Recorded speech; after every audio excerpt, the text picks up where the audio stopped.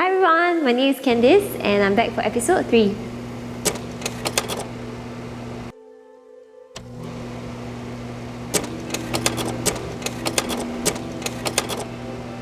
(2020) was a very trying year for everyone, and after 3 months I finally had some headspace to sit down and reflect, and I think I'm ready to share.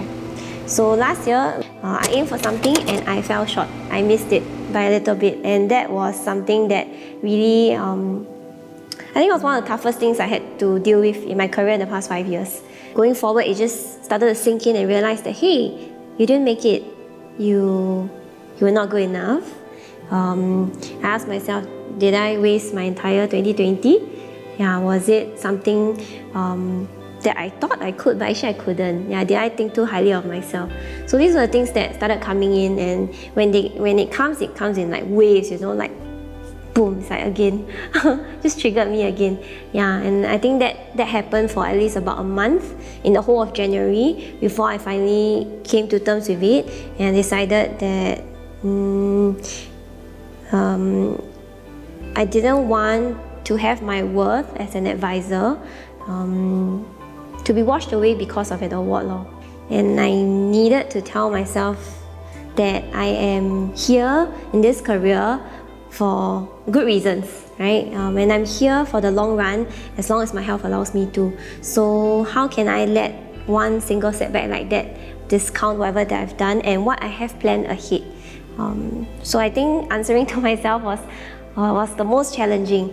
So I forced myself to start thinking of what are the things that I've done well, right, in the past year. Whether it's been staying by my clients' side through the entire COVID, reassuring many of them, helping them to ride on opportunities. All these little things started to come back, and I remembered what I was here for.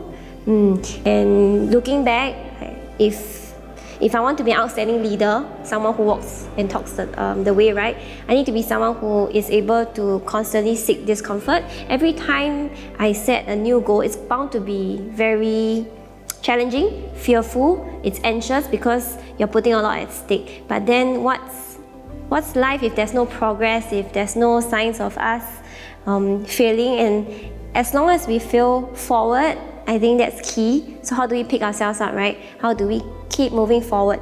Even if you have to crawl, at least you're moving forward than standing still.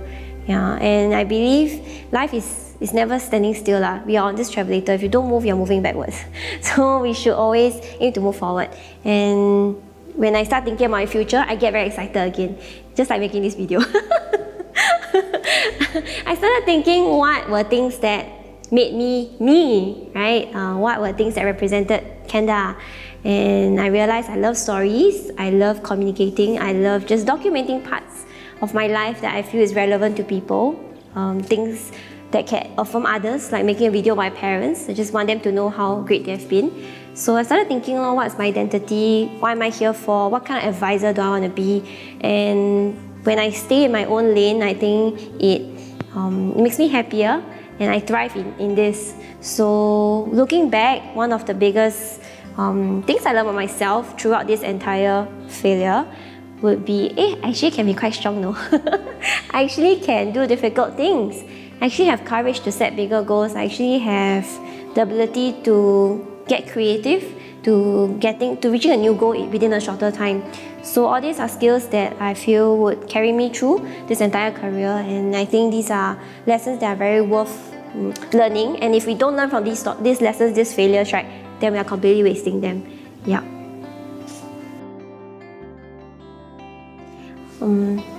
Ultimately, I think at some point in life, we are definitely going to fail at something, right? Whether it's being new to motherhood, whether it's changing of a career, whether it's learning a new skill, setting a new goal. All these are points in your life where you get to make a choice as to whether you see it as a risk or an opportunity. And for me, I want to remind myself to always look at opportunities, right? My boss Ken likes to share with me, my mentor Ken likes to share with me that opportunities is this small little circle that is surrounded by a layer of risk, and only the most courageous ones would cross the river to go into to find opportunities. And to me, that is something that speaks a lot. So it's easy on theory, but how do we live it out? I think that is key. And it is precisely through these moments of setbacks in your life that you learn, hey, I have a choice to make, and I better make the correct one, the one which is going to take me to my future. So if I were to choose the other side, which is to dwell in my sorrows and insecurities and whatnot, then I would not have found this version of Candice, and I would not have this story or this video to even share with others. And I hope to continue to keep pushing boundaries, to keep telling myself, hey, even though it's fearful, go for something that is bigger. Just go for it, see where you land, right? And with that, I always hope that if I can shine from within, then that light that I bring will light others up. And that's how we multiply. And this is something that I firmly believe in. So I hope that next time we see setbacks, we think of it as from perspective. Do we want to see it as opportunity, or do we want to then just cancel it as risk and bring along the right comrades with you? I think that's very important in life. With the right people to lift you up exactly when you need to, that's what will make the whole journey much sweeter. You can always count on them.